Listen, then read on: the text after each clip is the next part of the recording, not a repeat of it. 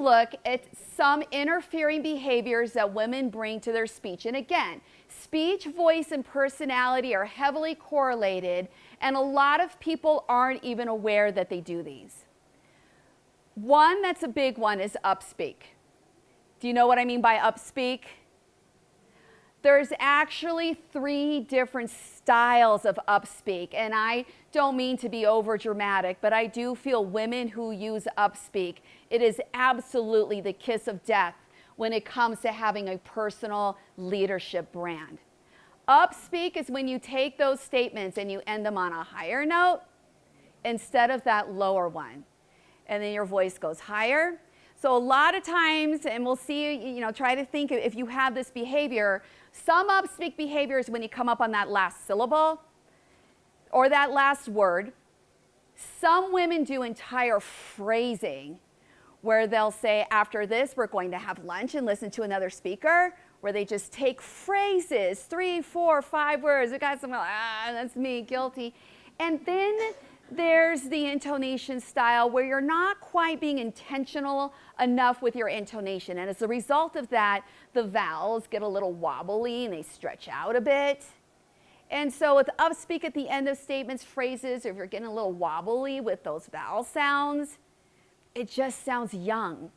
And when we're looking at the world of business, people want to do business with women, not girls. So I'm hoping today to show you a strategy where we can shape this out. Now, it does take about 3 weeks to learn a new skill and a habit. And upspeak, that's a juicier skill to shape out. But I'm going to show you a strategy, and if you're really diligent with that, in about 3 to 4 weeks, you can get that behavior out. Now, sometimes women place their voice too high. And again, speech, voice, and personality, very, very correlated. And this might have happened over time where I want to come across as friendly and I don't want to be bossy, or maybe I'm in a male-dominated room and I don't want to be the mean girl. And so that voice gets placed too high, thin, nasal, and you're not out there tapping into that leadership brand as all of you want to grow. Nasal resonance. I'm going to talk about resonance. Resonance has to deal with where we place our voice. And you can have full control over that. And you're going to learn more about that later on. But nasal resonance is where that voice gets placed high, and so we're getting more of the vibrations from here. You can have some nasal resonance where you're close to that nasal cavity, maybe even go up a little bit higher. And you even probably heard women who are just really just complete and total nasal speakers. How are we going to listen to credible information with a voice like this? So we're well, there's not very women that quite have it that high. But we're going to learn how to shape that out. There's also something called vocal fry.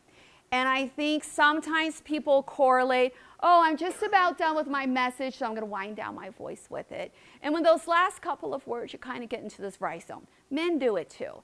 And you want to say what you want to say, but then those last couple of words tend to be gravelly.